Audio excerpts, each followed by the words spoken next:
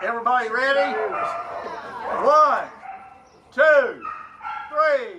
Good morning, Mike Koger, East Daviess County Commissioner. Some of the highlights we've had over the past 8 years, we were able to construct last summer around July, construct a new vet center. We hired a local veterinarian, Dr. Gray.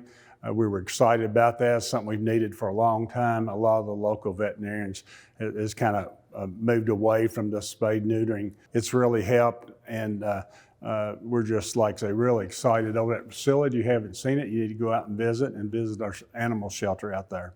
I'm Dr. Julie Gray. I'm the veterinarian here at the Daviess County Animal Shelter.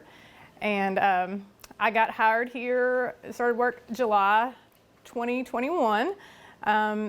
From that moment, we did have to do our surgeries in Ohio County because this facility wasn't built yet. So we stayed doing surgeries there from July, almost a year, July to July.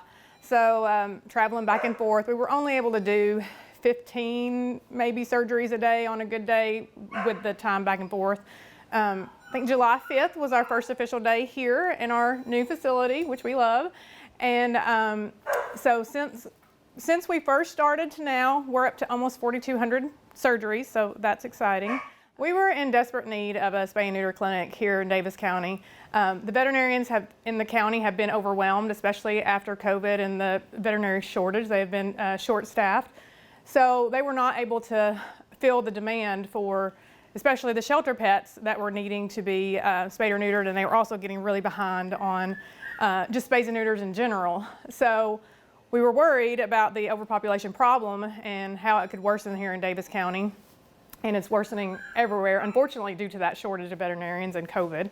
But that's what kind of got the ball rolling with building this facility. And we do encourage all pet owners to get their animals spayed or neutered.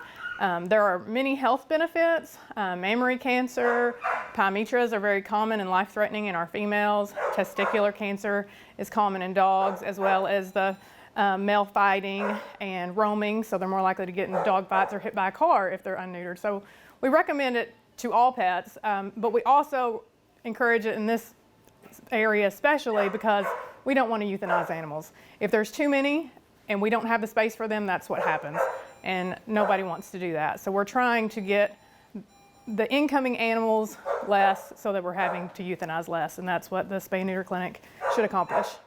In order to get your pet spayed or neutered at our facility, it needs to be a cat, a pit bull, or a pit bull mix. That's what we are limited to the public currently. Those are what we have to euthanize the most of, so we're really trying to work hard to get that population under control. So to do that, you do need to call Spay or Stray and get on the schedule. You will have to come here, fill out the paperwork, go ahead and pay for the surgery, and you'll get a voucher, and then you'll drop off the morning of surgery, pick up usually the same day. So the best way to help us is, like we talked about, spay or neuter. If you can adopt from us, that would be wonderful. One open kennel provides a home for another animal. And if you can't do that, if you just have a limited time to foster short term, whether it be a few weeks or a few months or just a weekend, just overnight, we would be willing to work with you to get any of these animals out to free up a kennel to hopefully save another animal.